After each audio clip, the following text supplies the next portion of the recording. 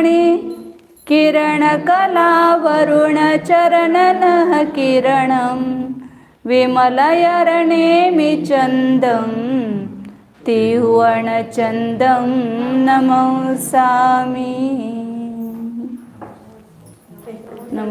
नमस्ते वंदना माताजी।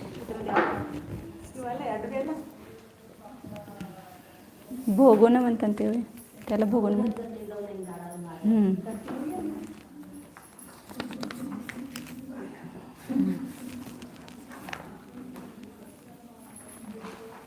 11 नंबर की गाथा है। कल अपन ने देखा था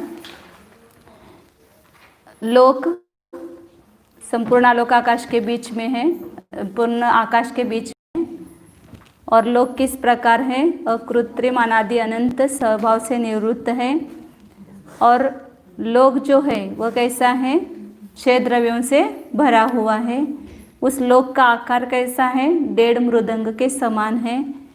और जगत श्रेणी के घन प्राण लोक है, और जगत श्रेणी का घन जो आता है 343 घन राजू है, इसलिए वहाँ पर लोक जो है वह आयताकार है, मृदंगाकार, गोल मृदंगाकार नहीं है।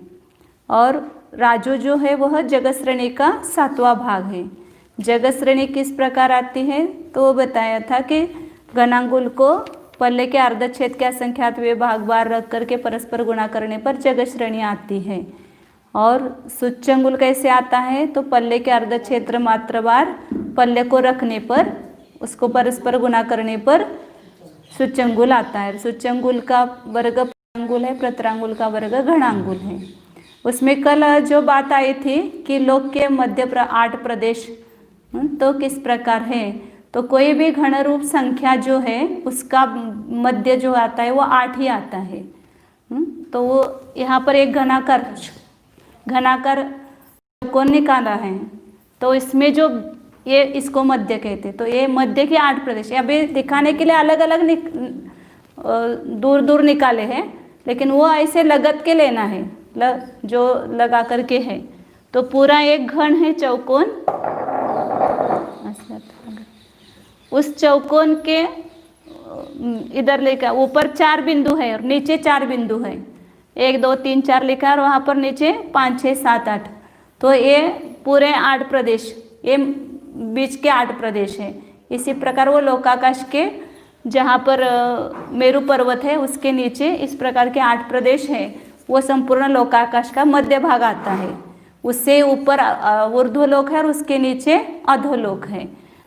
तो इस प्रकार घन रूप जो संख्या होगी उसका बीच, समरूप संख्या होगी उसका बीच 2 आएगा, 1 कभी नहीं आएगा।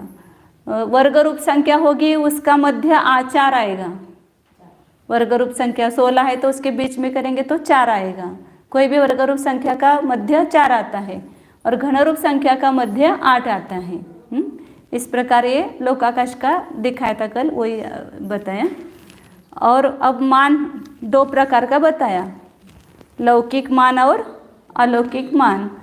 लौकिक मान मतलब अभी जो व्यवहार में चल रहा है मान, यह चलता है, पुराने जमाने की दृष्टि से यहाँ पर लिखा है, अभी भी चलता है ये सब। 6 प्रकार का मान बताया था, मान, उन्मान, अवमान, गनिमान, प्रतिमान और तत्प्रतिमान। ये लौकिक मान के 6 भेद बताए। अब यहाँ पर अपने को देखना है अलौकिक मान। यह लौकिक मान से तो कोई प्रयोजन यहाँ पर शास्त्र में है ही नहीं है। अलौकिक मान जो बताएंगे यहाँ पर, अलौकिक प्रमाण आता है, उसका स्वरूप समझने के लिए यहाँ पर पूरा अलौकिक गणित यहाँ बता रहे हैं। 11 नंबर की गाथा 11 और 12। परमाणु सयलदौवम् एकपदे सोऽयदौवमागासम् इगि समय सौवकालो सुहमनिगोदेषु पुण्येषु नाणं जिनेषु यकमा अवरवरं मध्यमम् अणीयविहं दौवं दुविहं शंखा उवमपमा उवमट्ठविहं। अलौकिक मान जो है उसके 4 भेद। पहले द्रव्य, क्षेत्र, काल और भाव। कोई भी माप करते हैं या प्रमाण करते हैं तो 4 प्रकार से करते हैं। द्रव्य, द्रव्य मतलब जैसे परमाणु है वो द्रव्य है।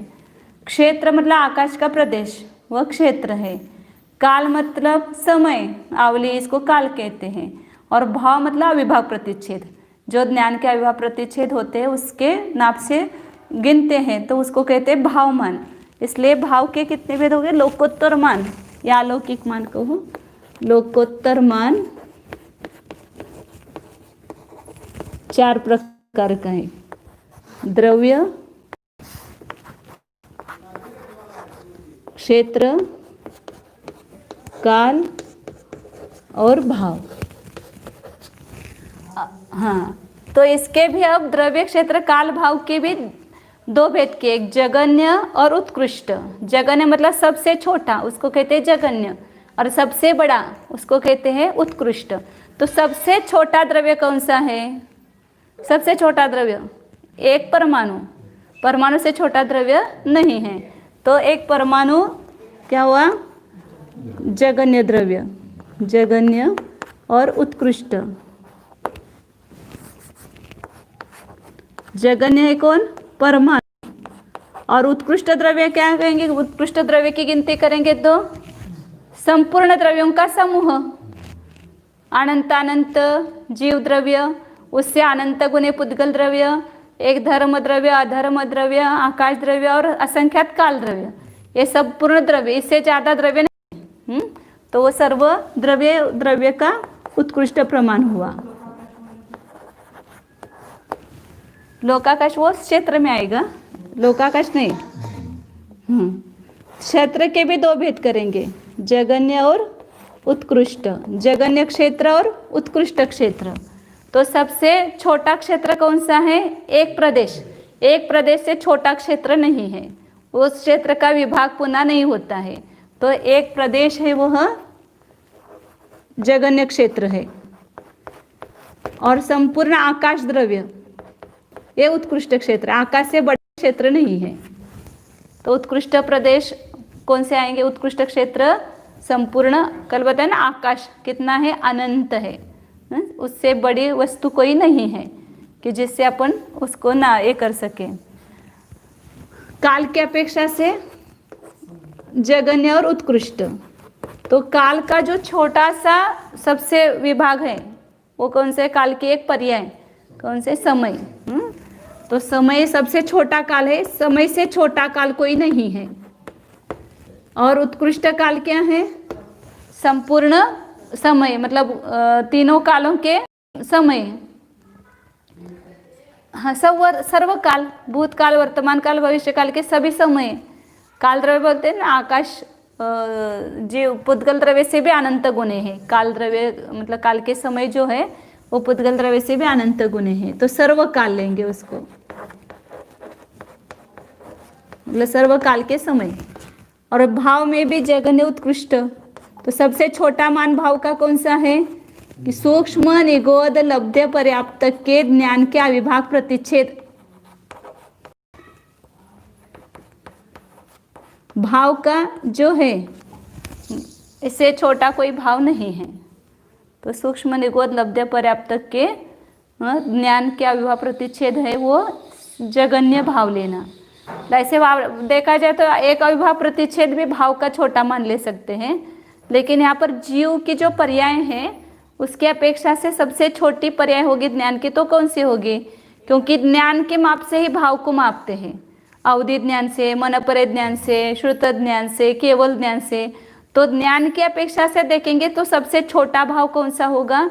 तो सूक्ष्म निगोद लब्ध्य पर्याप्त के जो जगन्य ज्ञान कहते हैं, जिसको पर्याय ज्ञान कहते हैं, जो अपर्याप्त के अंतिम भाव में होता है वहाँ। हाँ, एक अक्षर का नहीं, अक्षर का ज्ञान तो बहुत बड़ा हो गया। उसके बाद तो असंख्यात लोक प्रमाण ज्ञान के भेद है, फिर बाद में अक्षर आता है पर्याय समास के भेद होने के बाद। तो इसको कहते हैं सूक्ष्म निगोद लब्ध्य पर्याप्त के जो जगन्य ज्ञान के अविभाव प्रतिच्छेद है वो लेना। जगन्य ज्ञान मतलब सबसे कम ज्ञान है। और उत्कृष्ट ज्ञान क्या है? केवल ज्ञान। केवल ज्ञान के अविभाव प्रतिच्छेद सबसे उत्कृष्ट संख्या है भावों की अपेक्षा से। तो कभी भी शास्त्र में जो संख्या बताई है इन 4 से संख्या बताई है कि कोई मतलब अभी कितना ये है इसका प्रमाण, तो कभी ऐसा बताते हैं कि जगत श्रेणी प्रमाण है, जीव राशि कितनी है तो जगत प्रतर प्रमाण है, या मतलब वो क्षेत्र के माप से कहा। द्रव्य को गिनेंगे 1 2 3 4 ऐसे, वो द्रव्यमान के अभी सब भेद बताएंगे। वो गिनती करेंगे तो वो द्रव्यमान होगा। आकाश के प्रदेश पंक्ति की अपेक्षा, जैसे कहा ना एक सूच्यंगुल प्रमाण है, ऐसा कहा, तो क्या लेना वहाँ पर? क्षेत्र लेना। मतलब उतने क्षेत्र में जितने आकाश के प्रदेश आते हैं उतने वो उस जीव की या जिसकी संख्या गिनती की है वो संख्या लेना। मतलब संख्या को ही 4 पद्धति से बताया जाता है। द्रव्य के माप से एक ही संख्या को भी चारों से बताते हैं कि क्षेत्र की अपेक्षा देखो तो इतने सूच्यंगुल प्रमाण है, इतने जगत श्रेणी प्रमाण है, जगत प्रतर प्रमाण है। काल के भाषा में उसको देखो तो इतने अवसर पे निकाल के समय प्रमाण है, आवली प्रमाण है, अंतर मुहूर्त प्रमाण है, या इस प्रकार दिन है, वर्ष है, इतना ऐसे काल के माध्यम से बताते हैं। और भाव के माध्यम से बताते तो अवधि ज्ञान के जितना विभाव प्रतिच्छेद है उसका असंख्यात्वा भाग है, इस प्रकार भाव के माप से बताते हैं। धवला की तीसरी पुस्तक में चारों पद्धति से हर संख्या बताई है, ऐसे 3 पद्धति से बताई है, भाव को गौण किया है, भाव नहीं बताया है। तो इसी प्रकार यहाँ मतलब ये अलौकिक के संख्या के 4 भेद हो गए। अलौकिक मान के द्रव्य, क्षेत्र, काल और भाव, और उसके जघन्य और उत्कृष्ट भेद बताए। तो ये गाथा से अपन लगा रहे थे। मानु शैल दौवम, ये द्रव्यमान हो गया। एक पदेशो सवम आगासम, एक क्षेत्र हो गया। एगे समय सव कालो, ये क्या हो गया? काल हो गया। सुहम निगोदेशु पुण्येशु नानम, सूक्ष्म निगोद लब्ध अपर्याप्त लेने वास, पुण्य से अपर्याप्त का लोप हो जाता है, इसलिए दिखते समय पुण्य दिख रहे हैं। तो यहाँ अपर्याप्त लेना। उसका जो ज्ञान है वह अर्जिनेशु, अर्जिनेन्द्र भगवान का ज्ञान, मतलब वो उत्कृष्ट ज्ञान भाव है। अवरम वरम मध्यमम अणेवेहम, वह जगन्य, अवर मतलब जगन्य, वर मतलब उत्कृष्ट, और मध्य मतलब उन दोनों के बीच का, इस प्रकार अनेक प्रकार का है। अब इसमें अब जो पहला द्रव्य है उसका ही विस्तार से वर्णन करेंगे। दौवम दुविहम, द्रव्यमान है वो 2 प्रकार का है। एक संख्या उवम पमा, उपमा प्रमाण और संख्या प्रमाण, इस प्रकार किसके भेद किए? ये द्रव्यमान के। और उवम अट्टविहम, और उपमा मान 8 प्रकार का है, और संख्या मान जो है वो आगे बताने वाले हैं यहाँ पर। उस गाथा में जितनी जगह थी उसमें उपमा मान भी आचार्य ने बता दिया 8 प्रकार का है ऐसा। अब यहाँ पर लिखा हुआ है संख्या मान।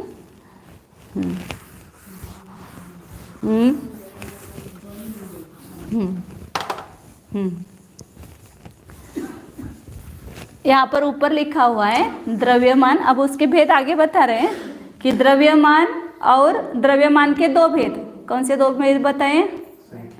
संख्यामान और उपमामान। आप उत्तर पे देते जाइए तो पक्का हो जाएगा। आगे अब उसका भेद बता रहे हैं। उपमान, उपमामान को आगे बताएंगे, पहले संख्यामान को बताएंगे। उपमामान के कितने भेद बताएं? 8 भेद।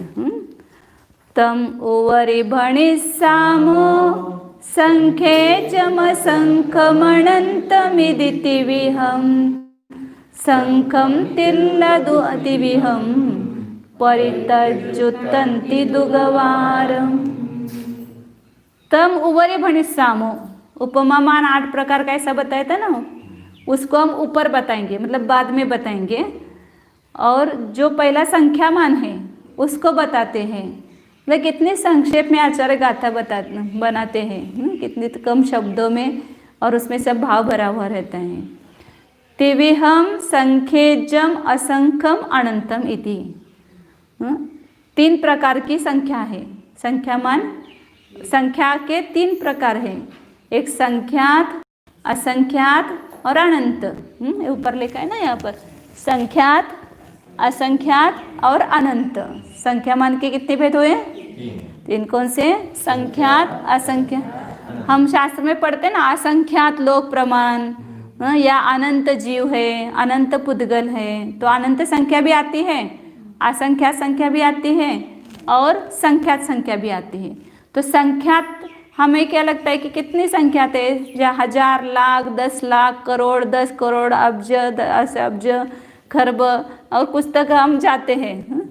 लेकिन यहाँ पर वो संख्या का भी भाव भाषण कराएंगे कि संख्या भी कितनी प्रकार की है, उसको दिखाएंगे। बहुत संख्यात के भी बहुत ज़्यादा भेद हैं। तो ये 3 भेद क्यों हुए हैं? तो ज्ञान की अपेक्षा से 3 भेद हुए हैं। मतलब जो भेद कल भी बताया था, श्रुत ज्ञान के द्वारा जितनी संख्या को हम जान सकते हैं, एक साथ विषय बना सकते हैं, वो संख्यात संख्या है। श्रुत ज्ञान के द्वारा असंख्यात को एक साथ विषय बना नहीं सकते हैं, इसलिए असंख्यात श्रुत ज्ञान का विषय नहीं है। तो जो श्रुत ज्ञान के विषय तक, उसको संख्यात संख्या कहेंगे। अब उसमें एक ही बढ़ाने पर असंख्यात हो जाता है, तो क्या अंतर होता है? ऐसा लगता है उसके पहले से असंख्यात नहीं कहा और एक ही बढ़ाया और असंख्यात चालू हो गया। ऐसे बीच में गैप भी नहीं बहुत सारा पड़ा है। लेकिन वो अवधि ज्ञान का जहाँ से विषय प्रारंभ होता है, केवल अवधि ज्ञान का विषय हो सकता है, जो श्रुत ज्ञान का विषय नहीं हो सकता है। मतलब अवधि ज्ञान का संख्यात भी विषय है, लेकिन जो संख्या असंख्यात वो श्रुत ज्ञान का विषय न होकर के केवल अवधि मन परिज्ञान का ही विषय होती है, उसको असंख्यात कहा है, असंख्यात ये नाम दिया है। और जो केवल ज्ञान का विषय हो सकती है, अवधि मन परिज्ञान का भी विषय नहीं हो सकती एक साथ, उस संख्या को अनंत संख्या कहा है। अब अनंत के भी अपन कहते हैं कि अनंत का लास्ट आता है कि नहीं, तो यहाँ पर अनंत के इतने सारे भेद करेंगे तो पहले अनंत खत्म होकर के आगे की संख्या होगी ना। लेकिन अनंत होते हुए भी मतलब संख्यात के संख्यात भेद होंगे, असंख्यात के असंख्यात भेद होंगे, अनंत के अनंत भेद होंगे। अनंत भी अनंत प्रकार का है और असंख्यात भी 1-2 प्रकार का नहीं, असंख्यात प्रकार का है। तो ये सब संख्या देखने पर आपको समझ में आएगा कि असंख्यात भी कितने प्रकार का है। तो संख्यात, असंख्यात और अनंत 3 प्रकार की है। उसमें संखम, अंतिल्लदु, तिविहम, संख्यात और अंतिम द्विक मतलब असंख्यात और अनंत, ये तीनों भी 3 प्रकार के हैं। संख्यात जो है वो एक ही प्रकार का है और अंतिम 2 है वो 3 प्रकार के हैं। अंतिल्लदु, तिविहम, अंतिम जो संख्या है वो 3 प्रकार के कौन से हैं? परित्त, जुत्त, जुत्तंती और दुगवारम।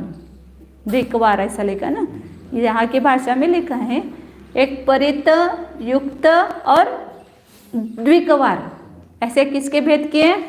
असंख्यात के 3 भेद के ना, परित, युक्त और द्विकवार। मतलब परिता संख्यात, युक्ता संख्यात, द्विकवार संख्यात, मतलब असंख्याता संख्यात। दो बार बोलना उसको, असंख्याता संख्यात। असंख्यात का ही भेद किया है। और अनंत के भी 3 भेद के, परित अनंत, युक्त अनंत और द्विकवार अनंत, मतलब अनंतानंत। अनंतानंत कहो या द्विकवार अनंत कहो।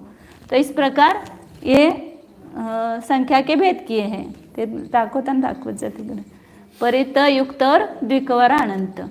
इस प्रकार असंख्यात के 3, अनंत के कितने प्रकार हुए? 3। और संख्यात के कितने प्रकार हुए? 1। संख्यात 1 ही प्रकार का, असंख्यात 3 प्रकार का और अनंत 3 प्रकार का है। इसके नाम दिए हैं, संज्ञा है वो संख्याओं की, मतलब विशिष्ट संख्या है उसको परित नाम दिया, फिर उसके बाद की संख्या है उसको युक्त नाम दिया और तीसरे को द्विकवार मतलब असंख्याता संख्यात कहा। अब ये 7 प्रकार की जो संख्या है वे अब अगली गाथा में बताते हैं। उसको जगन्य, मध्यम, उत्कृष्ट उसके भेद होते हैं। 14 नंबर की गाथा है। ते अवर मध्य जेठम तिविहा संख्ये जानन निमित्तम अणवत्थ सलागा पड़ी महासलाचारी कुंडाणी। वे 7 प्रकार की संख्या, 7 प्रकार कौन कौन से हुए? संख्यात, परिता संख्यात, युक्ता संख्यात, असंख्याता संख्यात। परितानंत, युक्तानंत और अनंतानंत, ये 7 हो गए ना संख्या। अब इस प्रत्येक के 3 भेद करना। ते अवर मध्य जेठम, अवर मतलब जगन्य, मध्यम और उत्कृष्ट। सबसे पहला आता है उसको क्या कहेंगे? जगन्य, सबसे छोटा, और उसमें जो सबसे बड़ा आएगा उसको कहेंगे उत्कृष्ट।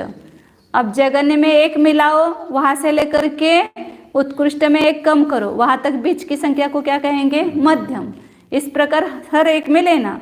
तो संख्यात के भी जगन्य, मध्यम, उत्कृष्ट, परता संख्यात के भी जगन्य, मध्यम, उत्कृष्ट, ऐसे युक्ता संख्यात के भी जगन्य, मध्यम, उत्कृष्ट।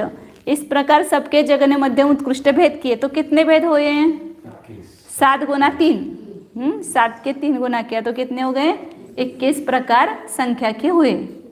अब इसको ही, इस 21 प्रकार की संख्या का ही यहाँ पर अपने को स्वरूप बता रहे कि कौन सी संख्या किस में आती है, कहाँ तक कौन सी संख्या है। संख्येज जानन निमित्तम, अब पहले जो संख्या है उसको जानने के लिए तम अणवत्थ सलागा पड़ी महासला चारि कुंडानी, उस संख्या को जानने के लिए अनवस्था, शलाका, प्रतिशलाका और महाशलाका, इस प्रकार 4 कुंड करते हैं। ऐसे 4 कुंड बनाए।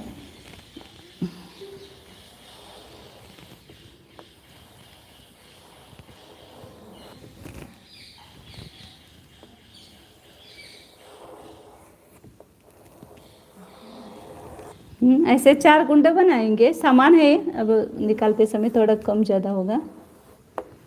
इसका नाम क्या है? अनवस्था। दूसरा है शलाका, तीसरे है प्रतिशलाका,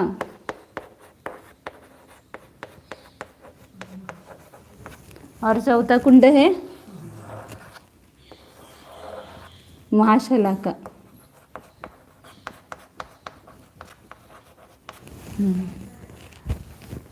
पहले कुंड का नाम अनवस्था दिया है। अनवस्था मतलब जो अवस्थित नहीं है, क्योंकि अब अपन संख्या देखेंगे तो पहला अनवस्था कुंड जो निकालेंगे उससे दूसरा अनवस्था कुंड निकालेंगे, वो उससे बहुत बड़ा होगा। फिर तीसरा अनवस्था कुंड आएगा, वो उससे भी बहुत बड़ा आएगा।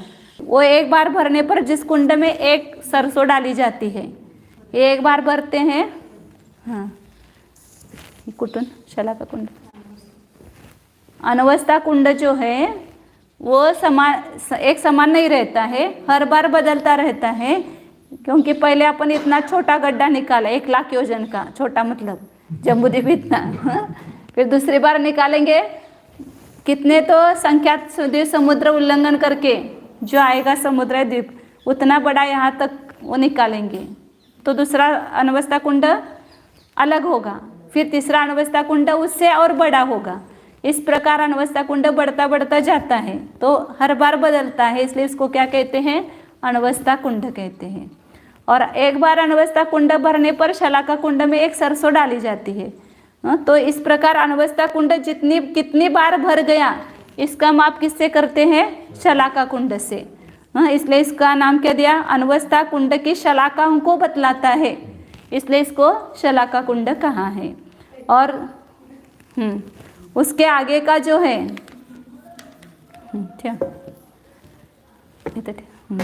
इसके आगे का जो कुंड है उसका नाम क्या है? प्रतिशलाका कुंड।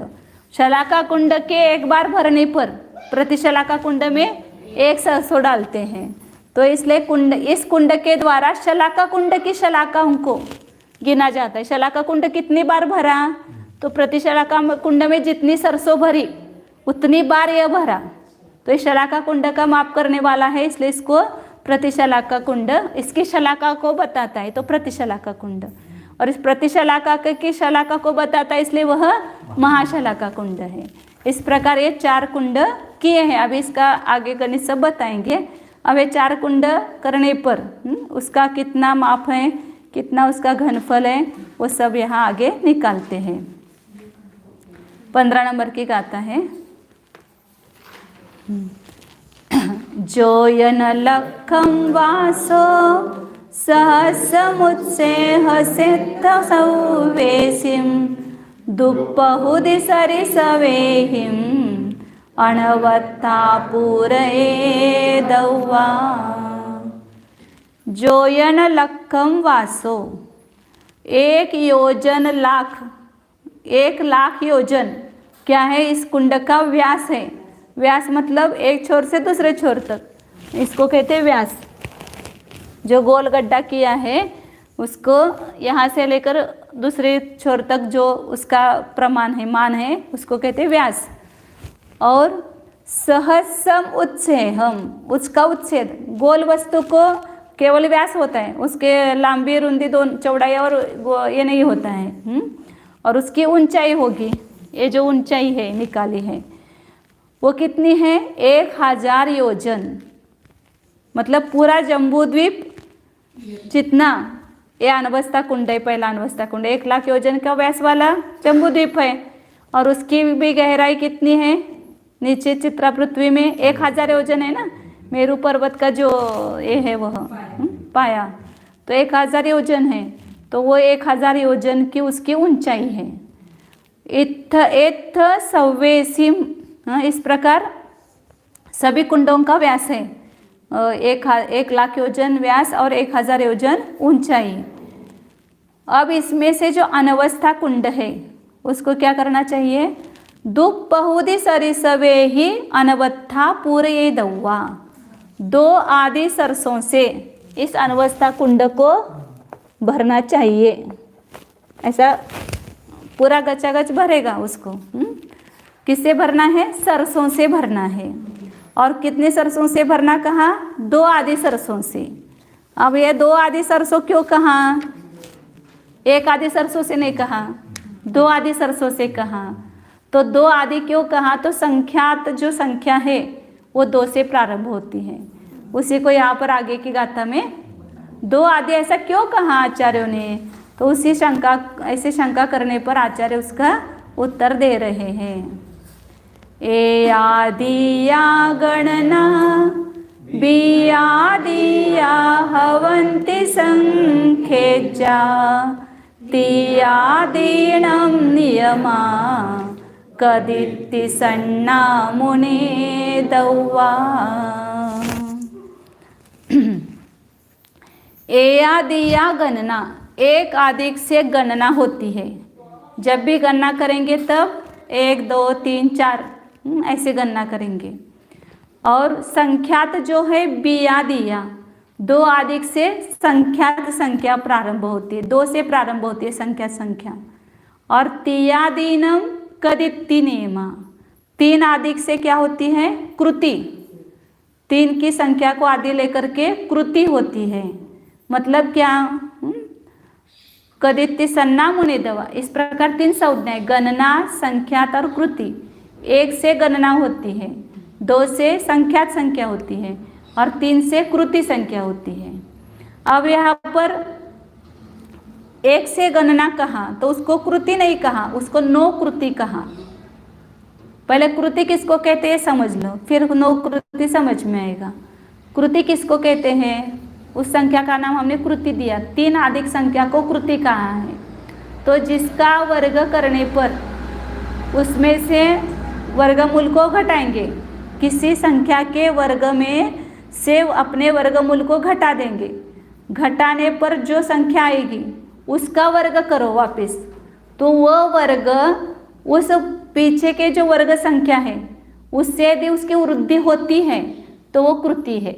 यहाँ पर अपन ये करते हैं, उदाहरण लेते हैं तो समझ में आएगा।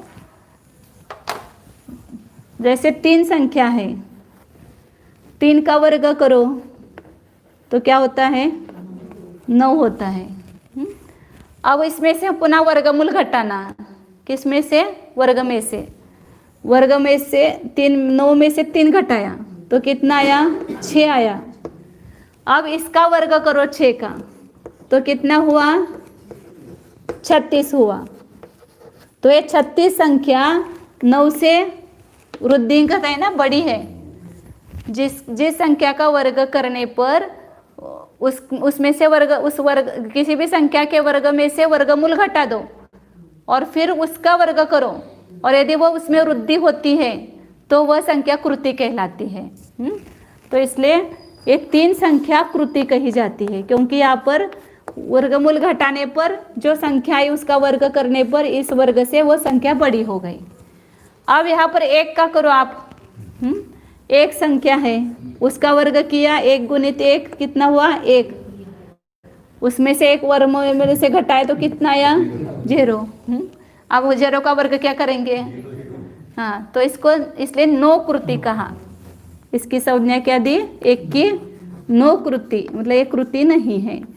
1 को गुना कर 101 को गुना करने पर भी 1 ही आता है, 1 को 1 से भाग देने पर भी 1 ही लब्ध आता है, ज़्यादा आता ही नहीं है। और 1 से 1 घटाने पर वो 0 ही हो जाता है। तो इसलिए इस संख्या को क्या कहा है, नो कृति का है। इस संख्या का वर्ग करने पर भी वृद्धि नहीं होती है, उसमें से वर्गमूल को कम करने पर यह संख्या निर्मूल नष्ट हो जाती है, इसलिए इसको नो कृति कहते हैं। और संख्या 2 संख्या जो है वो संख्यात है, जगन्य संख्यात है, लेकिन ये नो कृति नहीं है, इसको अवक्तव्य कृति कहा। इसको कृति कहेंगे कि नो कृति कहेंगे, तो इसको ना कृति कह सकते हैं ना नो कृति कह सकते हैं, क्योंकि 2 संख्या का देखो क्या होता है। इसको थोड़ा मिटा के बाद में 2 संख्या का वर्ग करो, कितना हुआ 4, उसमें से वर्गमूल घटा दो 2, तो कितना आया 2 आया ना, 2, 4 में से 2 घटाए तो 2 आया। अब इस 2 का वापस वर्ग करो तो वृद्धि नहीं होती है, 2 को 2 करने पर, अब इसमें वर्ग करने पर संख्या तो बढ़ गई, लेकिन वर्गमूल को घटाकर उसका वर्ग करने पर वो संख्या की वृद्धि नहीं हुई, इसलिए इसको क्या कहते हैं, अवक्तव्य कृति। यदि यह संख्या नहीं बढ़ती तो उसको नो कृति कह सकते थे, लेकिन वर्ग करने पर संख्या तो बढ़ गई, इसलिए उसको नो कृति नहीं कह सकते हैं। लेकिन वर्गमूल घटाने के बाद वह जो संख्या है उसका वर्ग करने पर संख्या में वृद्धि होती है तो उसको कृति कहते हैं।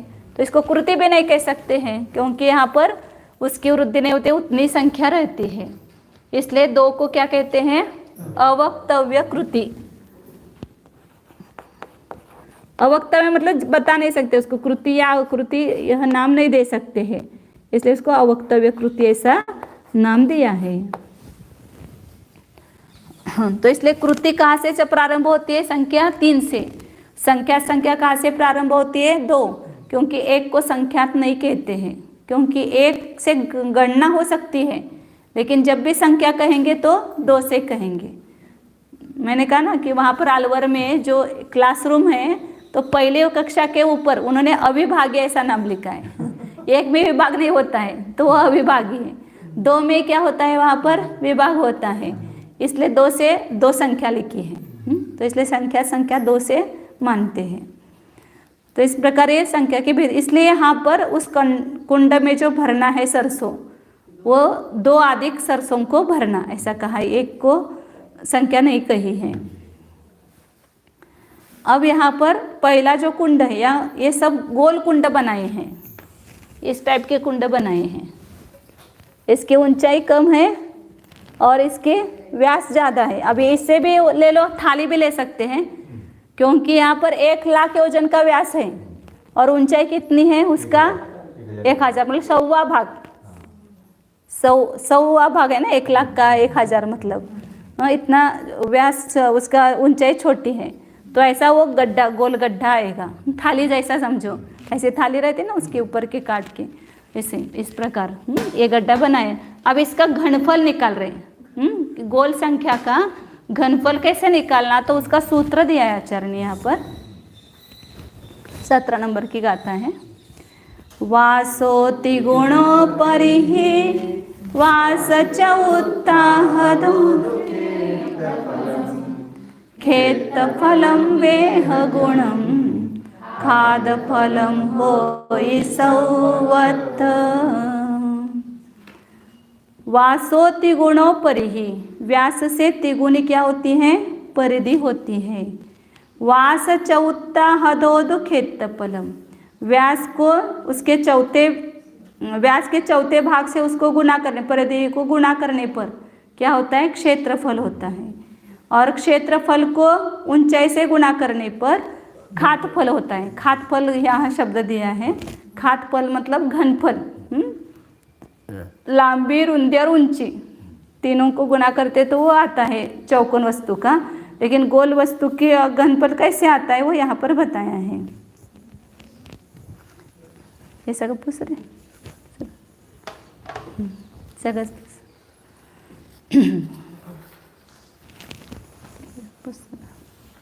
तिकडचं हां सगळं पुस बरोबर सगळं.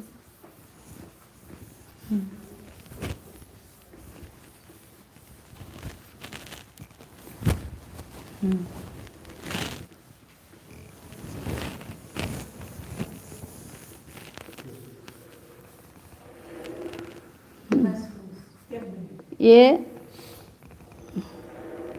ऐसा गड्ढा है, मतलब इसकी ऊंचाई है ये ऐसा थोड़ा,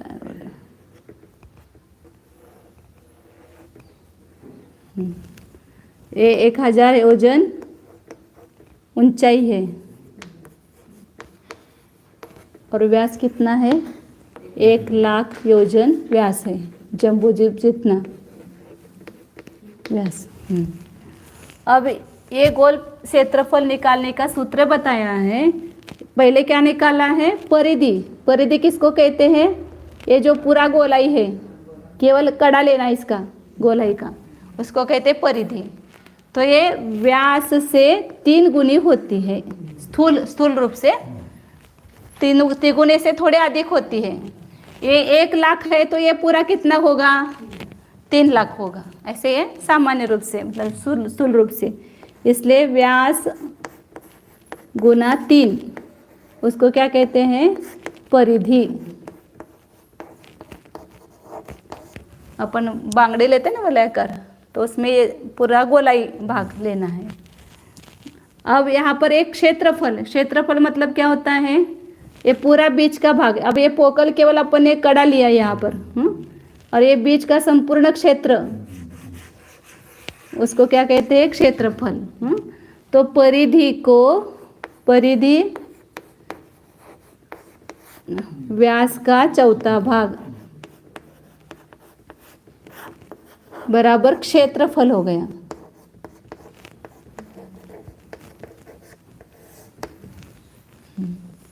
और अब पूरा घनफल, ये पूरा गड्ढा जो है उसका घनफल कितना है, तो क्षेत्रफल को ऊंचाई से गुना करो तो क्या आता है, घनफल।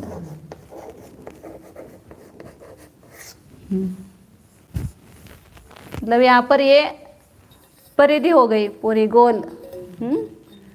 और यहाँ पर ये पूरा गोल ले लो, ऊपर का ले लो, वो क्या हो गया, क्षेत्रफल। और ये पूरा ही भाग इसका प्रमाण निकालो तो क्या हो गया, ऊंचाई का भी, तो क्या हो गया, घनफल। जैसे अपन ने कहता ना जगत श्रेणी, जगत प्रतर और घनलोक, इसी प्रकार यहाँ पर परिधि मतलब केवल एक गोलाई आ गई है बाजू की, और क्षेत्रफल मतलब ये पूरा हिस्सा आ गया, वो क्षेत्रफल हुआ। और ये पूरी ऊंचाई निकाली, ऐसे एक एक प्रतर नीचे तक आएंगे तो पूरा क्या हो गया, घनफल हो गया। तो यहाँ पर ये एक साथ भी इसको सूत्र को लिख सकते हैं ऐसे, व्यास गुना 3 गुना व्यास का चौथा भाग, ये परिधि हुई, गुनाई ऊंचाई, मतलब क्या हो गया, घनफल हो गया। पूरा वर्तुल आकार जो गड्ढा है उसका पूरा घनफल आ गया।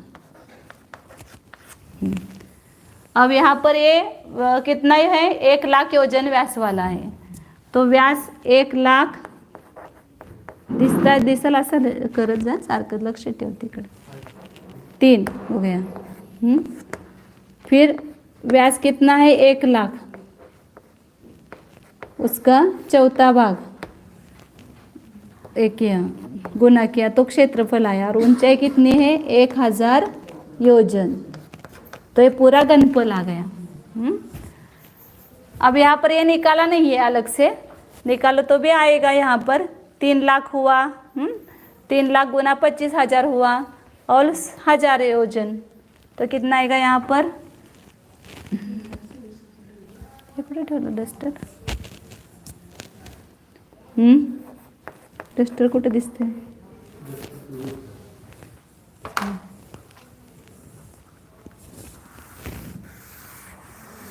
या ऊपर लिखती हूँ, 3 लाख योजन गुना 25,000 आएगा। 1 लाख गुना 25, या कुछ निकाला नहीं है, वो वैसा ही रखा है क्योंकि आगे वो जा करके वैसा ये करने वाले हैं गणित। 4 आगे 1000 योजन। ये क्या निकाला? पूरा घनफल निकाला। उसको वैसा ही रख करके बाद में वो उसे गुना किया है। ऐसा निकालो तो भी आएगा। यहाँ पर ये 25,000 आएगा और 25,000 गुना 3 लाख गुना 1000, मतलब कितना आएगा वहाँ? 3 गुना 25 करेंगे, 75 लाख हजार लाख हो गए ना। हाँ, और 1 3 6 रो होंगे। 75 के ऊपर 1 2 3 5, ये 5 और 3, मतलब हाँ 3 आएगी। 25 की 3 आएगी, 8, हाँ 11 आएगी। 1 2 3 4 5 6 7 8 9 10 11 है ना। लाख की 5 आई, ये 25,000 हो जाएगा, तो उसके 3 और 1000 के 3, तो कितना घनफल हुआ पूरा इसका? 75 लाख नहीं, 75,000 करोड़ हो जाएगा ना। 11 0 है ना, 75,000 करोड़ है ना। लाख का 1000 से गुना किया तो वहाँ पर ये हो गया ना। नहीं, ये वो है ना 75,000 और आगे 7 0 है ना। 1 2 3 4 5 6 7 8, 8 है, 8 है तो ज़्यादा हो जाएगा। 7,50,000 करोड़ इतना घनफल आया। 7,50,000 करोड़ घनफल आ जाएगा उसका, इसका वो गड्ढे का, पहले गड्ढे का। अब यहाँ पर वो वासना बता रहे हैं, मतलब यहाँ पर ये जो सूत्र बनाया है, क्या सूत्र बनाया कि व्यास से तिगुनी परिधि होती है और उसका चौथा भाग व्यास के चौथे भाग से गुना करो तो क्षेत्रफल होता है। तो ये जो सूत्र बनाया है उसकी वासना, मतलब उसके भाव वासना कराते हैं कि ऐसा कैसे सूत्र बना है। तो उसको थोड़ा बताते हैं, ऐसे आएगा समझ में सबको। लेकिन क्या बता रहे हैं कि व्यास से ये परिधि जो है वो 3 गुनी कैसी है। तो इस वर्तुल के क्या किए, वहाँ पर पहले आधा किया इस वर्तुल को, तो इधर क्या हो गया? आधा लाख हो गया और ये आधा लाख हो गया। जब 50,000 50,000 हो गया, ऐसे 2 में बट हो गया। अब इसमें पुनः 2 खंड करना है, 1 और 1। तो हर खंड कितने का हो गया? 1/4 हो गया ना। 1/4 वाला ये 4 खंड हो गए। अब इसमें से बीच का जो ये है खंड, उसको निकाल देते हैं, इन दोनों को जोड़ते हैं। तो कितना हो गया? ये एक द्वितीयांश हो गया ना।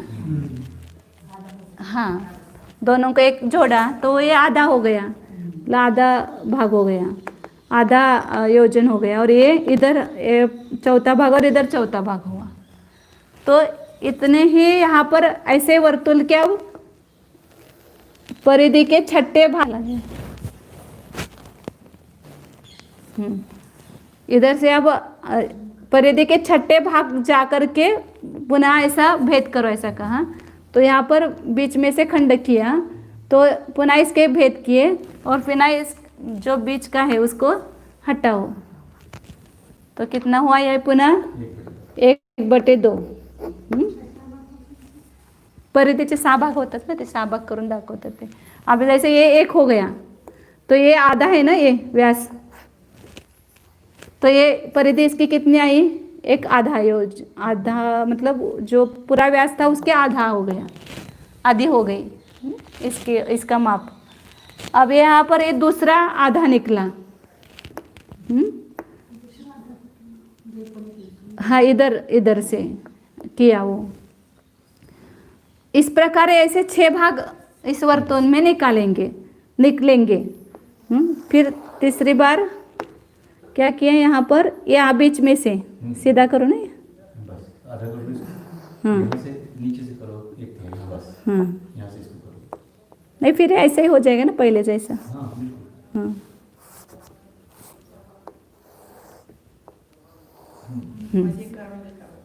थोड़ा सा आधा बराबर करना है. हाँ, तो इधर से अब तीसरा ये निकाला, मतलब हर छठे भाग में जा करके वहाँ से क्या करेंगे, 2 भेद करेंगे. हाँ, और उसमें इसी प्रकार के 6 निकलेंगे. तो ये इसमें भी बीच में से निकाल करके ये कितना हो गया, आधा, और 1/4 और 1/4 इधर, हर जगह ऐसा होगा. फिर चौथी बार इधर से करेंगे. फिर इसमें भी 2 खंड करेंगे और इसको हटाएंगे, तो यहाँ पर 1 आधा निकला, ये आधा. फिर 5वीं बार इधर से करेंगे, जैसे पहले किए थे वो इधर से करेंगे. ये पूरा गोलाई का निकालना है ना अपने को, इसलिए ये पहले इधर से ये किया, फिर इधर का भाग आया, फिर ये हो गया. अब ये चौथा इधर आ जाएगा, नहीं 5वां आएगा वो.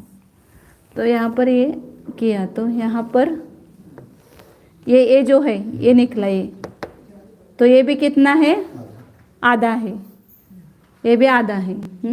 इसी प्रकार अब ऐसे वो नाम दिए ना यहाँ पर, वो पहले जो किया इसको क ख दे दो इधर. ये जो आया वहाँ पर उसको वापस एक क्या करेंगे तो समझ में आएगा बाद में.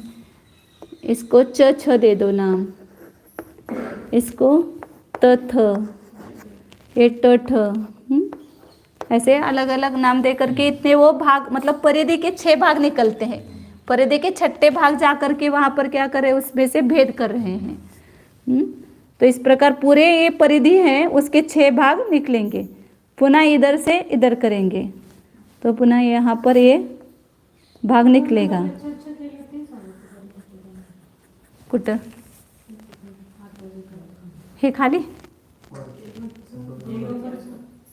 हे उसका क्या निकल, हे इकडचा आला ना भागा, ये इधर का होगा ये मग हे पूर्ण परिधि निकालनी है ना अपने को, तो पूरे परिधि का कितना माप है वो निकालना है ना. तो ये जैसे ये आधा व्यास है तो ये आधा हो गया, अब इधर से आधा है, ये आधा है तो ये आधा हो गया. इस प्रकार ये तीसरा यहाँ पर इधर से निकला तो ये आधा हो गया. इस प्रकार हर जो छठे भाग है परिधि का वहाँ से निकालेंगे बराबर, तो वो 6 भाग हो जाएंगे उस परिधि के बराबर. इधर से लेना है ना, ये लेना है, यहाँ पर इधर से लिया पहले, ये इधर से लिया, अब इधर से लिया है. अभी ये जो आकृति निकालते ना बाद में लास्ट की, अब 6 हो गए ना, ये 6 भाग हो गए ना, नहीं इधर रह गए ना, ये रह गया, ये यहाँ पर ये 7 हो गए क्या, वो इधर का लिया है, तैथ है. हाँ, ये दो अलग हो, ये नहीं होना चाहिए. नहीं वो भी होगा, इधर भी लेना पड़ेगा. तैथ है इधर बाईं तरफ का लिया है, हाँ. तैथ है दाईं तरफ का लेना पड़ेगा. तो इस प्रकार उसको ये ना ऐसा निकालो, एक त्रिकोण ऐसा निकालो ये, और एक त्रिकोण ऐसा निकालो. तो ये यहाँ से यहाँ, ये यहाँ से यहाँ, यहाँ से यहाँ, यहाँ से यहाँ और यहाँ से यहाँ 6 हो गए। ये हर, तो हाँ हर जो है वो आधा आता है, वो दिखाने के लिए ऐसा किया है अलग अलग। फिर यहाँ से पर प्रत्येक एक वो छोर से दूसरे यहाँ पर जो त क ख है वो कितना है, आधा है। ऐसे च छ कितना है, वो आधा है। ट ट कितना है, आधा है। त थ आधा है और वो प फ आधा है। इस प्रकार वो पूरे आधे आधे, तो आधे आधे कितने हो गए भाग, इसमें 6 हो गए। तो इसलिए 6 आधे आधे को जोड़ेंगे वहाँ पर प्लस, तो पूरी परिधि आ जाएगी।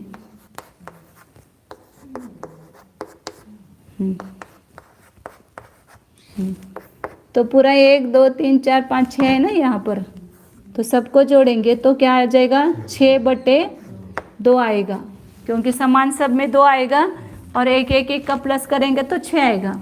और इसका प्रमाण कितना आएगा, 3 लाख आ जाएगा। ये सब लाख में लेना है, 3 लाख परिधि आ जाएगी।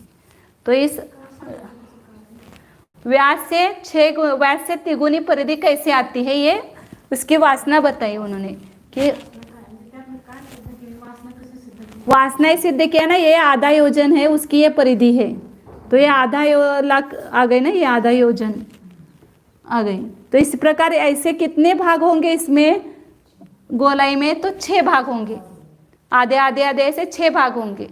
तो इसलिए फिर वो परिधि तिगुनी होती है, बराबर ये निकलता है अर्थ। और यहाँ पर ये समझो कि ये सीधी है और ये थोड़ी टेढ़ी है, तो इसलिए तिगुनी से थोड़ी अधिक आती है परिधि जो है वो। हाँ। तो व्यास से तिगुनी परिधि कैसे है, इसके उन्होंने वासना सिद्धि की कि बराबर तिगुनी कैसे आती है। तो उसके परिधि के पूरे 6 भाग करने पर वो सब आधे आधे आते हैं, और उसको 6 भाग करके बताया। ऐसे रंगोली निकालते हैं ना अपन ऐसे। अब यहाँ पर आगे वो परिधि से व्यास को चौथे भाग से गुना करने पर, व्यास के चौथे भाग को गुना करने पर क्या निकलता है, क्षेत्रफल आता है। उसकी भी वासना बता रहे हैं। परिधि गुना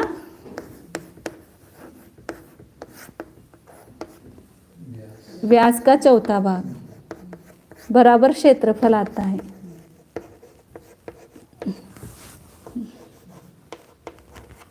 तो इसकी भी वासना बता रहे हैं।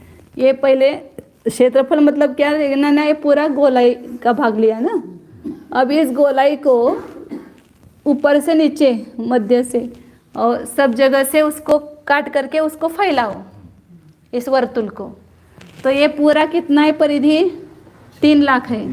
ये 3 लाख को पूरा ऐसा फैलाएंगे, सीधा करेंगे उसको, तो ये ऐसे सीधा हो जाएगा। और ये जो भाग है ये त्रिकोणाकार बन जाएगा।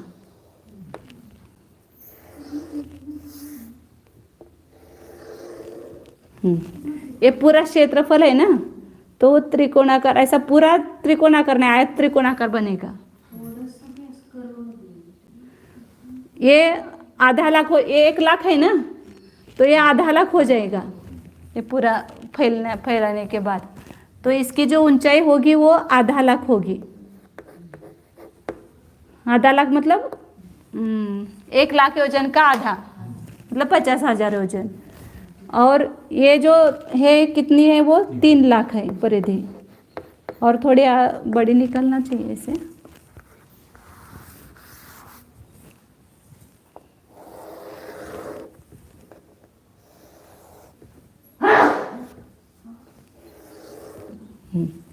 ये 3 लाख और ये कितना है, हाँ, व्यास का आधा। अब यहाँ पर यहाँ से बीच से यहाँ पर एक भेद करेंगे, मतलब इसमें जो आधा है ना उसमें आधा करेंगे। तो ये 1/4 हो गया और 1/4 हो गया आधा का। हाँ, ऊंची हो गई 1/4। मतलब और यहाँ से यहाँ तक कितना हो गया, 1.5 लाख हो गया। ये 3 लाख है तो ये कितना है, 1.5 लाख है। और फिर ये 1.5 लाख है तो ये कितना हो गया, 1.25 लाख हो गया, 3/4। 3/4 लाख हो गया ये, और ये 3/4 लाख हो गया। अब इसमें ये जो ऊपर का हिस्सा है इसको तोड़ो, और ये इसको बीच में से छेद किया है, यहाँ पर बीच में से नहीं करना है, इधर ही करना है केवल बीच में से। तो यहाँ पर ये है 3/4 मतलब 3/4, और ये है 1/4। अब इस त्रिकोण को दोनों को इस साइड में इधर और इधर उल्टा जोड़ो। ये पाउन लाख भाग ऊपर आएगा यहाँ पर, और नहीं, और ये भाग इधर इधर आ जाएगा, और 1/4 इधर आ जाएगा। अभी ज़रा थोड़ा इधर निकालती हूँ। ये इसको क नाम दे दो, इसको ये लग रखा इधर रखा, और इसको ख नाम दे दो, उसको इधर उल्टा रखेंगे। मतलब ये भाग पाउंड लाख जो है वो यहाँ पर आएगा, और यहाँ पर ये जो है ये आएगा, ये त्रिकोण, और ये साइड ये इधर आएगी। मतलब यहाँ पर ये 3/4 ही है, और ये 1/4 है, और इधर ये 3/4 और ये 1/4 है। तो ये पहले 1.5 था इधर, और ये पाउन और ये पाउन मिलाकर कितना हो गया? 3 हो गया, बराबर 3 लाख हो गया। तो पूरा जो अपन ने गोल वर्तुल है वो क्षेत्रफल उसका किस एंगल में आ गया? यहाँ पर ये आयताकार बन गया।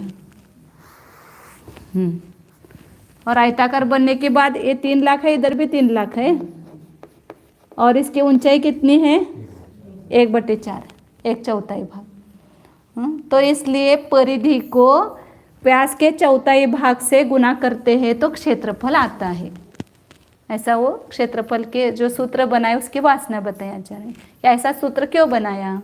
क्योंकि इस प्रकार परिधि के भाग निकलते हैं उसके तो आधे व्यास के 6 भाग निकलते हैं, तो इसलिए सबको जोड़ते हैं तो वो 3 गुनी होती है। और जब पूरे वर्तुल को जो है क्षेत्र को फैलाते तो उसका त्रिकोण बनता है, और त्रिकोण का यदि एक करके जोड़ते हैं तो बराबर 3 लाख उसकी लंबाई आती है, और 1/4 उसकी चौड़ाई आती है। तो इसलिए क्षेत्रफल का ये सूत्र बनाया है कि परिधि गुना व्यास का 1/4 भाग। तो यहाँ पर अपना एक कुंड बनाया था, एक कसब किस लिए निकाल रहे हैं? जो अनवस्था कुंड, वो कितना है? 1 लाख योजन व्यास वाला और 1000 योजन ऊंचाई वाला, इतना गोल गड्ढा निकाला है, मतलब जम्बूद्वीप जितना, और नीचे की जो उसके 1000 योजन ऊंचाई है उतना गड्ढा निकाला है। और उसको क्या करना है? सरसों से भरना है। उसमें क्या डालना है? सरसों। और कौन से सरसों? गोल सरसों से भरना है। तो फिर कितने सरसों उसमें आएंगे? सरसों गोल ही होती है, लेकिन अब जो प्रमाण बताएंगे ना तो वो एक से दूसरा निकालेंगे तो वो चौकोन आएगा, फिर उसको गोल में रूपांतर करना पड़ेगा। अब जैसे हमने कहा कि इसमें सरसों भरो, और कितने गिनो, तो आप बोलेंगे इसको कब गिनेंगे हम? लेकिन गिनने की जरूरत नहीं है। वो यदि इसका घनफल निकालो और उसको सरसों में रूपांतर करो तो सरसों का प्रमाण निकलता है। तो इतना बड़ा एक गड्ढा है, कितना क्या था अभी अपन? 7,50,000 करोड़ घन योजन का ये गड्ढा है। अब इसमें कितने सरसों आएंगे निकालो, 5 मिनट में निकलते हैं।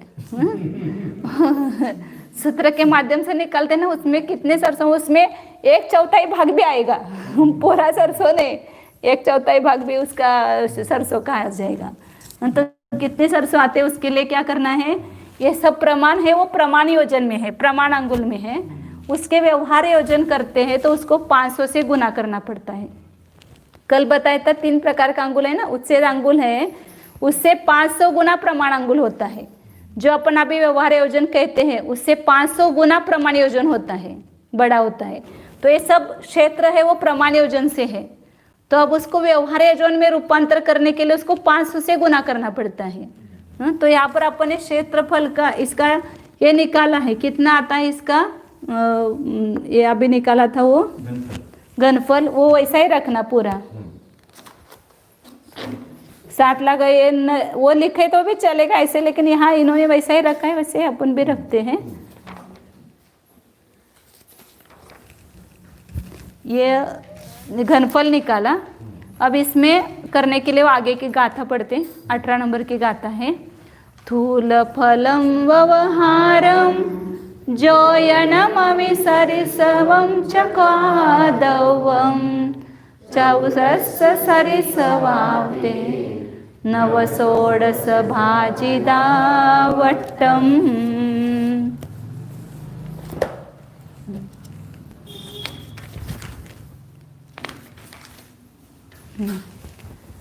तो इसका अपने घनफल निकाला था, कितना निकाला था, 3 लाख, संक्षेप में लिखते हैं 1 लाख का चौथाई भाग व्यास से के चौथे भाग से गुना किया और 1000 योजन,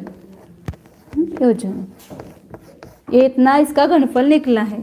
अब इसका रूपांतर किस में करो, ऐसा बोलते हैं आचार्य, स्थूल फलम व्यवहारम। ये जो स्थूल फल मतलब घनफल निकला है उसको व्यवहार योजन में रूपांतर करो। तो व्यवहार ये प्रमाण योजन में आया है उत्तर, इसको व्यवहार योजन में करने के लिए 500 से गुना करना पड़ेगा, क्योंकि 500 व्यवहार योजन बरोबर 1 प्रमाण योजन होता है। 500 उच्छेद अंगुल बराबर 1 प्रमाण अंगुल होता है।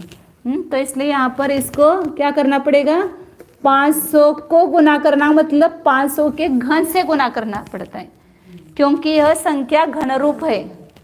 तो घनरूप संख्या है तो उसका जो भी गुणकार या भागा रहेगा वो भी घन रूप में ही होगा। तो इसलिए 500 के घन से गुना करो इसको।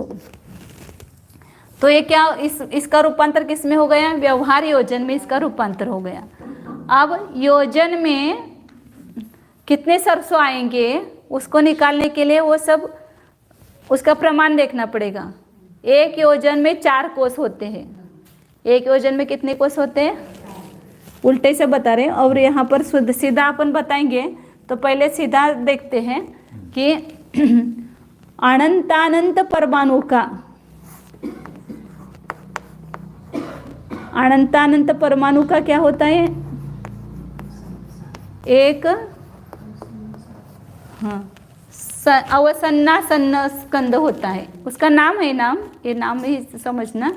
एक अवसन्नासन्न स्कंद की संज्ञा है, मतलब एक स्कंद होता है ऐसा समझो, उसका नाम है अवसन्नासन्न। अब ऐसे ही 8 अवसन्नासन्न स्कंद मिलाएंगे तो उसको क्या कहते हैं, एक सन्नासन्न। संक्षेप में लिखती हूँ मैं, सन्नासन्न नाम है, ये भी एक स्कंद है। ये स्कंद अपने दृष्टि में नहीं आता है, इतना छोटा स्कंद है ये अनंतानंत परमाणु का। फिर 8 सन्नासन्न जोड़ेंगे तो क्या होगा, एक त्रुट रेणु होगा, त्रुटि रेणु, त्रुटि रेणु। 8 त्रुटि रेणु को जोड़ते हैं तो एक रथ रेणु होता है, त्रस रेणु होता है। 8 त्रस रेणु को जोड़ते हैं तो क्या होता है, एक रथ रेणु होता है। जो साइंस में आपके होता है ना अणु रेणु, तो ये त्रस रेणु रथ रेणु ये उसको अणु कहते हैं, लेकिन वो एक अणु नहीं है, ये अनंत अनंत अणु का एक बना हुआ स्कंद है, जो जिसको दूरबीन के माध्यम से देखते हैं और उसको अणु रेणु कहते हैं। तो ये बड़ा स्कंद है अपनी अपेक्षा से। तो एक रत रेणु हो गया, और 8 रत रेणु का एक उत्तम भोग भूमि के जो नए जल में हुए 7 दिन का जन्मा हुआ, जो 1 दिन से 7 दिन के जल में हुए मेंढे के बाल, मेंढे का बाल होता है। तो 8 रथ रेणु का एक उत्तम भोग भूमि के बालाग्र होता है, जो संक्षेप में लिखते हो, उत्तम भोग भूमि का बालाग्र होता है। और इससे आगे ऐसे ही करते जाओ। 8 उत्तम भोग भूमि का बालाग्र बराबर 1 मध्यम भोग भूमि का बालाग्र, क्योंकि मध्यम भोग भूमि के जो जीवों का बाल होगा ना वो जाड़ा होगा ज़्यादा। ये पतला है एकदम, और ये मोटा है इतना, और उससे भी मोटा 1 मध्यम भोग भूमि का बालाग्र। बाल 8 भोग भूमि के 8 मध्यम भोग भूमि का बालाग्र बराबर क्या होता है 1 जगन्य भोग भूमि का बालाग्र होगा। फिर 8 जगन्य भोग भूमि का बालाग्र बराबर 1 कर्म भूमि के जीव का बालाग्र, मतलब अपने बाल का 8 गुना 8 और 8 करो, मतलब 64 भाग करो तो 8 भाग करो तो जगन्य भोग भूमि का बालाग्र होगा। 64 भाग करेंगे अपने बाल का तो मध्यम भोग भूमि का बालाग्र होगा, और अपने बाल के 512 टुकड़े करो तो उत्तम भोग भूमि का बालाग्र होगा। तो इस प्रकार ये यहाँ तक आ गए। अब 8 बालों का 8 कर्म भूमि के बालाग्रों का क्या होता है, 1 लीक होती है, लीक का म्हणतो की ना अपन। और 8 लीक का एक सरसों लेना है ना, उसको ही सरसों कहते हैं। 8 जू कहो या सरसों कहो, 8 लीक के बराबर 1 जू होती है या चौकोन सरसों होता है।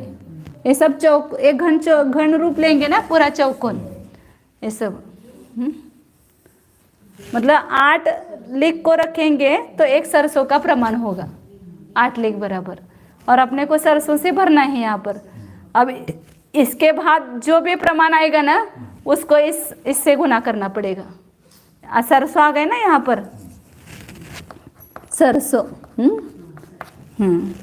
अब यहाँ का मिटाती हूँ पुनः। 8 जौ का 1 जौ नामक स्तंभ और 8 जौ का 1 अंगुल नामक। नहीं, आता ये सरसों झालं ना, तो 8 सरसों रखेंगे तो यव आएगा, यव नामक धान्य है, वो 8 सरसों का होता है।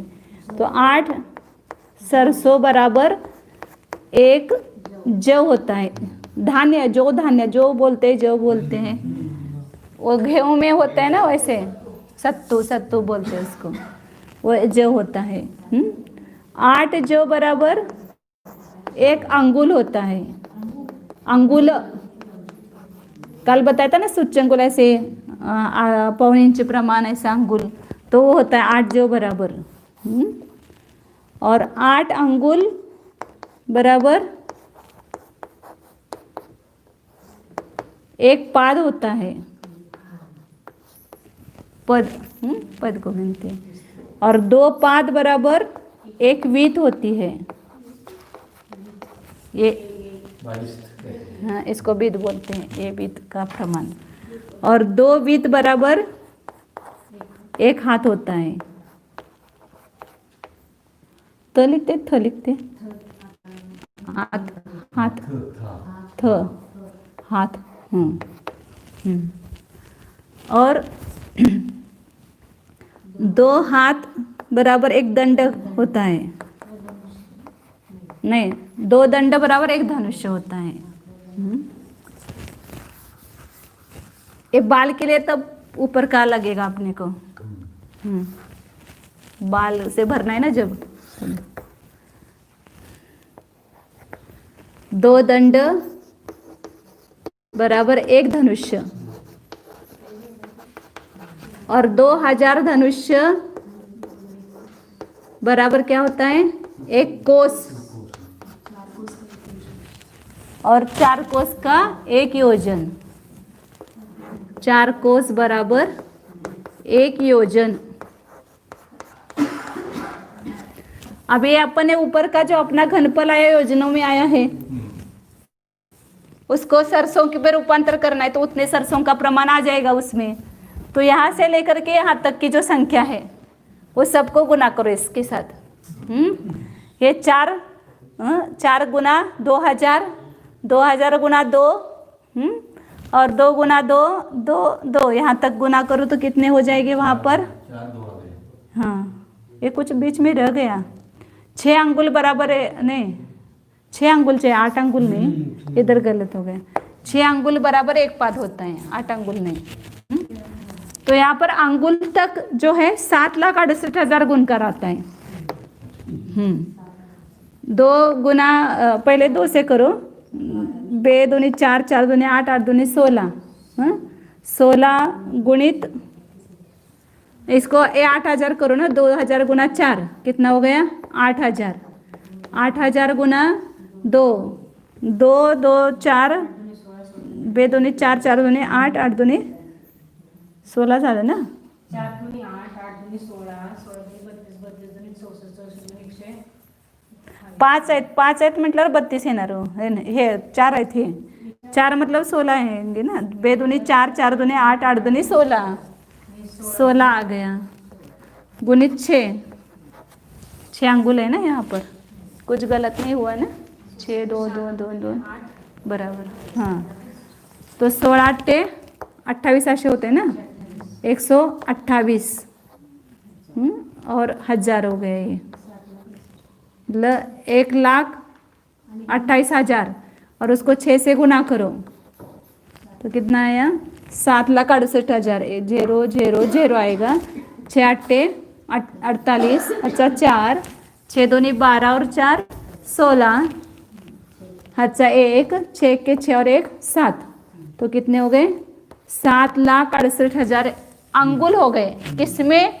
एक योजन में. एक योजन में अंगुल कितने हुए? एक योजन को गुनते जाओ अंगुल से. कितने होंगे अंगुल? 7,68,000 अंगुल एक योजन में होते हैं. इसलिए यहाँ पर अपन इसको 7,68,000 से सीधा गुना करो तो अंगुलों में रूपांतर हो गया. तो उसके भी घन से गुना करना है. 7,68,000 का घन, क्योंकि ये घन रूप संख्या है, इसलिए घन से गुना करना है. अब यहाँ पर सरसों के लिए अभी और कितने बार गुना करना पड़ेगा? अंगुल का जो में रूपांतर करो तो 8 के घन से गुना करो. फिर उसका सरसों में करना है तो 8 का घन. अब 2 बार 8 के घन से गुना करो तो सरसों का प्रमाण आ गया. गिनने की जरूरत है क्या वहाँ जा कर के? अब आप भी घर में ऐसे ही गिनते जाओ. कोई पूछेंगे इसमें कितने आते हैं, तो इसको 8 का घन इधर ही लिखते हो नीचे.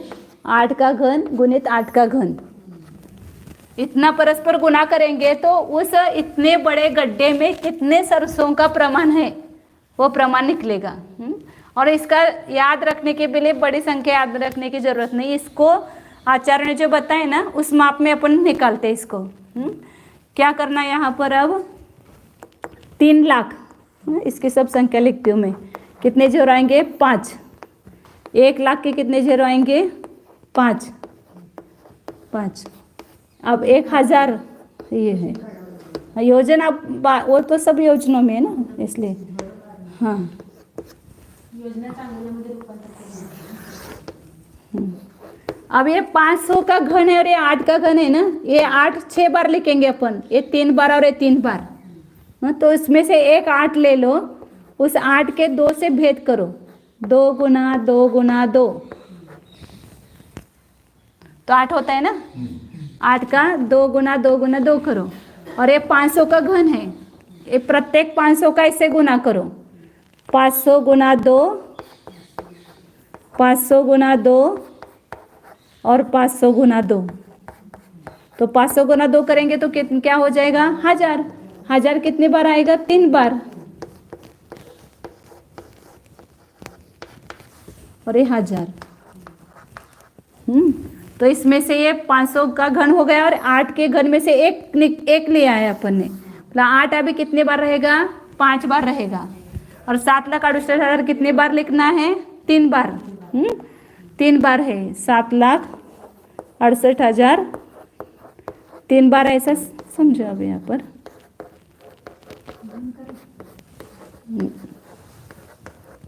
अब उत्तर निकाल के दिखाना है ना. ये 8 5 बार आएगा और 1 बार 8 लिखो इधर.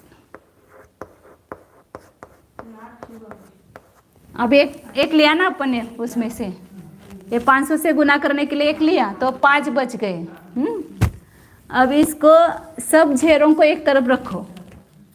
कितने जेरो होते हैं? ये 5, ये 5 10, ये 3, 3 3 कितनी बार आए? 1 2 3 4 5 6 बार, 7 बार आए। इसमें भी है 3, तो 7 बार 3 मतलब 7 या 21 जेरो हो गए। 21 और ये 5 और 5 10, कितने जेरो हो गए? 31 जेरो, 31 शून्य हो गए। अब इसमें क्या क्या संख्या बची उसको लिखो। एक गया सब,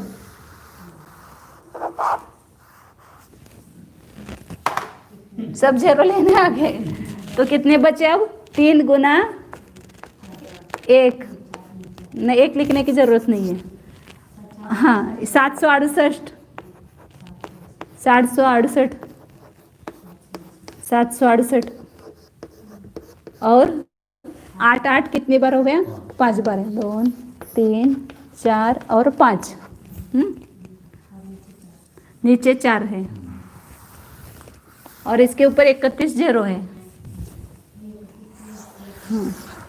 अब इसको भी अपने को उस अपने इस पे प्रमाण में निकालना है।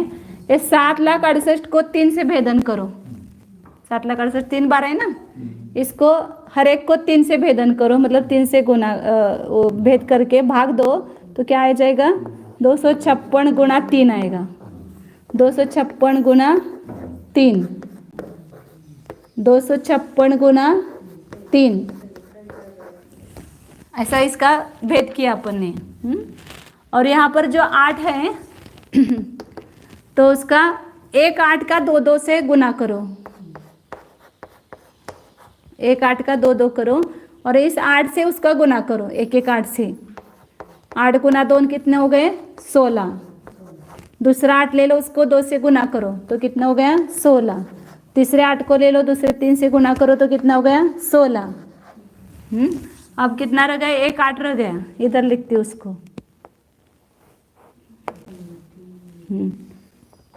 अब ये 3 भी है ना, यहाँ पर 3 है, बटे 4 है इसमें।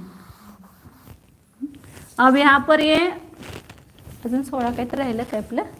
हाँ, इसका भी गोल करेंगे तब उसके 9/16 से गुना करना है। ये चौकर ये चौकर सरसों का प्रमाण आएगा, इसके गोल सरसों करेंगे तो वो 9/16 से उसको भाग देना पड़ता है। तो चौकोन का उसकी भी अभी वासना कल बताएंगे, आज ऊपर से जाएगा। तो 9/16 मतलब कोई भी चौकोन वस्तु है उसको गोलाई में रूपांतर करते हैं तो इसका घनफल इसके अपेक्षा से 9/16 आता है। तो इसलिए 9/16 से इसको भाग दो तो क्या आ जाएगा? वहाँ पर चौकोन के गोल सरसों हो जाएंगे। तब यहाँ पर 9/16 से भाग देंगे तो 16 एक गुणकार के भागार का भागार गुणकार में जाता है, तो इसलिए 16 को ऊपर ले लेंगे उसको गुणकार में, और 9 को नीचे रखेंगे। तो 16 बटे उल्टा गुना करते हैं ना अपन, वही। और यहाँ पर ये 4 है। तो यहाँ पर 256 गुना 256 मतलब क्या होती है? पन्नट्टी। पन्नट्टी को थोड़ा संक्षेप में ऐसा लिखते हैं, 65,536 आता है। 256 गुना 256। पुनः यहाँ पर 16 16 16 कितनी बार है? ये 4 बार है। तो उसका भी क्या होगा? 4 बार 16 को परस्पर गुना करेंगे तो पन्नट्टी आते हैं। 16 गुना 16 256, 256 गुना 16 4096, 4096 गुणिले 16 65,536। तो उससे भी पन्नट्टी आएगी, मतलब 4 16 का गुना किया पन्नट्टी आई, 256 2 लिए पन्नट्टी आई। तो अब ये गए हैं इधर से, 3 है अभी। 3 का इधर भाग दिया अपन, 3 है और यहाँ पर 9 है। 3 और 3 3 तिया 9 और ये 9 गया। अब 4 है, उस 4 को 8 से भेदन करो। ये 4 और ये 8, 2 आया। अब ये क्या रह गया? 3 है, 3 एक 256 रह गया। 2 256 लिया अपन ने, 256 2 का गुणकार किया पन्नट्टी आई। 16 16 4 का गुणाकार किया तो दूसरी पन्नटी आई। और एक 256 रह गए, 256। और 3 गुना 3 क्या है, 9 है। तो 9 और ये 2 है, 9 2 कितने हो गए, 18 हो गए। और 31 0 है ऊपर, 31 0 है। अब यहाँ पर पन्नटी गुना पन्नटी क्या होता है, बादाल। बादाल गुना 256 गुना 18 और ऊपर 31 0 दे दो उसके, तो सरसों का प्रमाण आता है। जिसको विश्वास मतलब पूरे इतने बड़े गड्ढे में कितने सरसों आते हैं उसका प्रमाण यहाँ पर निकलता है। वो कितना आता है वो भी आगे आचार्य ने बताया है, लेकिन आपने को संक्षेप में याद रखने के लिए बादाल गुणित 256 गुणित 18 और 31 0 उसके ऊपर इतने सरसों उस गड्ढे में आते हैं, मतलब आते हैं प्रमाण, उसका वो निकाला है। हाँ, इसको गाथा में उन्होंने बताया ना।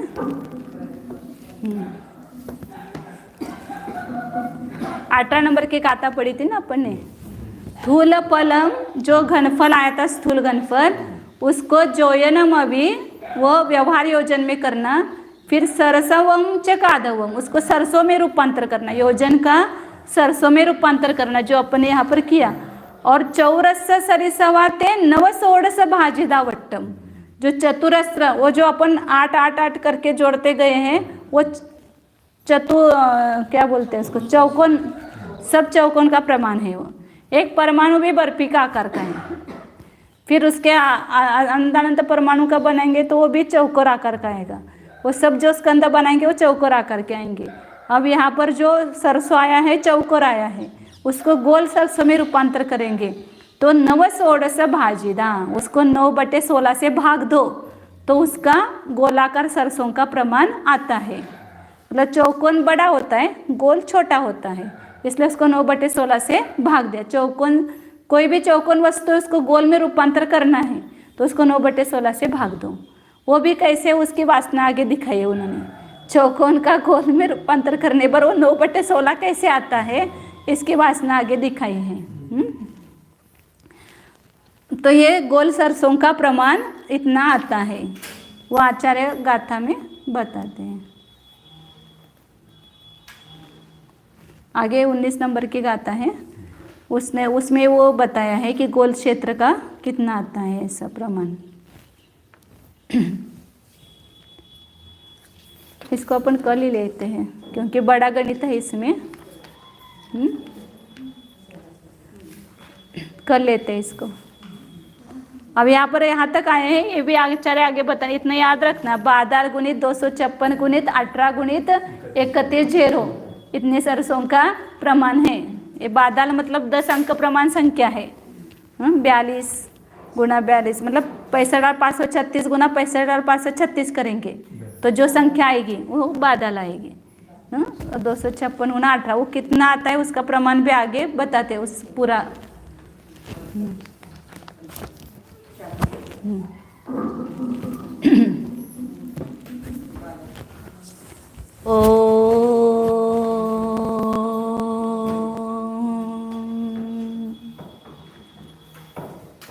जानिए, यह मैं शुद्ध चैतन्यमय जीव ही हूँ। इस गणित को जानने वाला कौन है? ये ज्ञान रूप वस्तु ही तो है। इसी ज्ञान रूप वस्तु में गणित झलक रहा था। गणित तो ज्ञेय है, मैं न्यायक हूँ। गणित को जानते हुए भी मैं न्यायक ही था, अभी भी मैं न्यायक ही हूँ। अपने आत्मा को जानते समय भी मैं न्यायक ही हूँ। मैं गणित रूप नहीं हूँ। गणित समझ में आए या न आए, मैं तो ज्ञाता दृष्टा हूँ ही। मैं ज्ञेयाधीन ज्ञान स्वरूप नहीं हूँ। मेरा ज्ञान न्याय के अधीन नहीं है। मैं उन सब न्यायों से भिन्न एक ज्ञाता दृष्टा आत्मा हूँ। जानिए,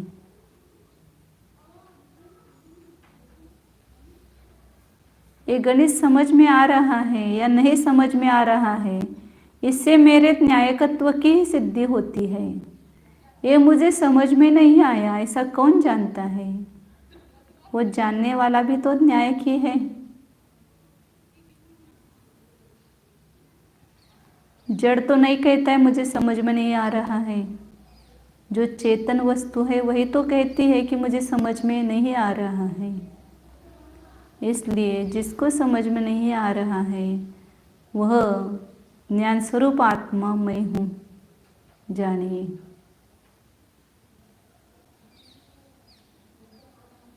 अपने ज्ञानात्मक वस्तु का अनुभव कीजिए।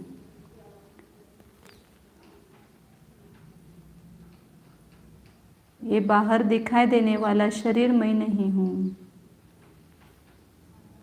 शरीर की अवस्थाएं भी मैं नहीं हूँ। मैं शरीर के भीतर जो चैतन्य रूप से वास कर रहा है वह चैतन्य में आत्मा ही मैं हूँ, जानिए। भाव भासना कीजिए।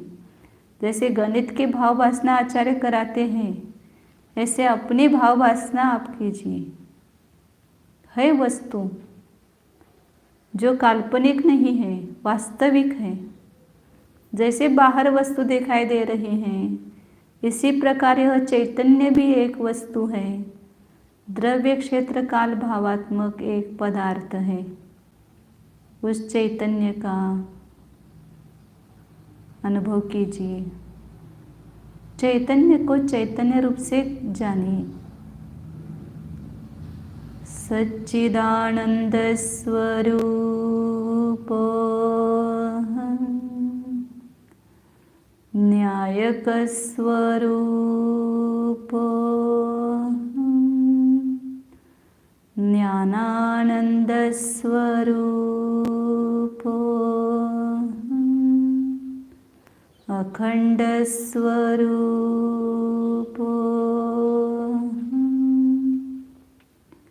शुद्ध एको न्यायको